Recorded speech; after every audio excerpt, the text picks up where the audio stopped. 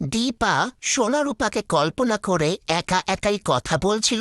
সেই সময় গুন্ডাগুলো আবার আসে।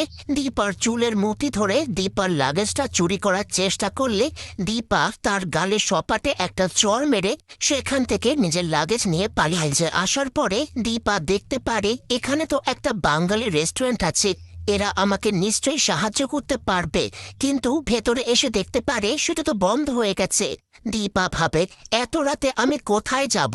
তাহলে আজকের রাতটা আমাকে এখানেই কাটাতে হবে।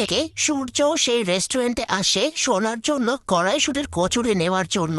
সূর্য মনে মনে ভাবে যে সবকিছু ভুলিয়ে দিতে পারলেও মায়ের হাতে রান্না তো আর আমি করে খাওয়াতে পারবো না। পিছন থেকে দেখে সূর্য ভাবে এই মহিলা নিশ্চয়ই কোনো বিপদে পড়েছে, একবার কি যাব।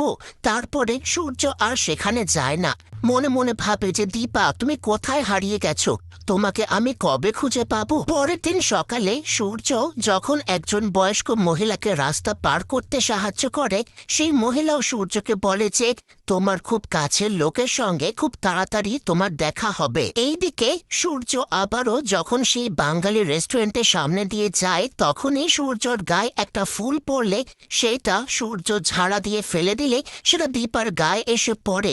তখনই দীপার ঘুমটা ভেঙে যায়। ওয়াচম্যানের কাছে জল চাইলে দীপাকে সে জল বাবদ ৮০ টাকা চেয়ে বসলে দীপা বুঝতে পারে তার কাছে কোনো টাকা নেই।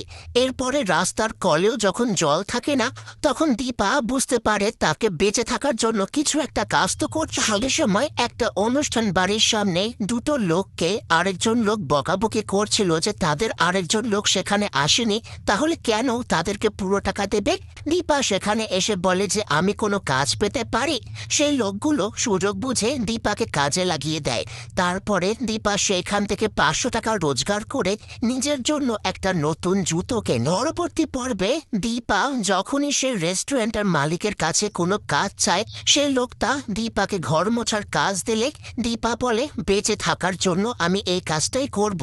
এইদিকে সূর্যকে যখনই একটা অ্যাওয়ার্ড দেওয়া হয়, সেখানে সূর্যকে যখন তার ওয়াইফের কথা জিজ্ঞেস করা হয়, সেটা শুনে সোনার মুখটা খারাপ হয়ে যায়। সোনা মনে মনে ভাবে যে আমি চারু বাবা আমরা তো ভালো আছি, তাহলে হঠাৎ করে কেন মায়ের কথা উঠছে।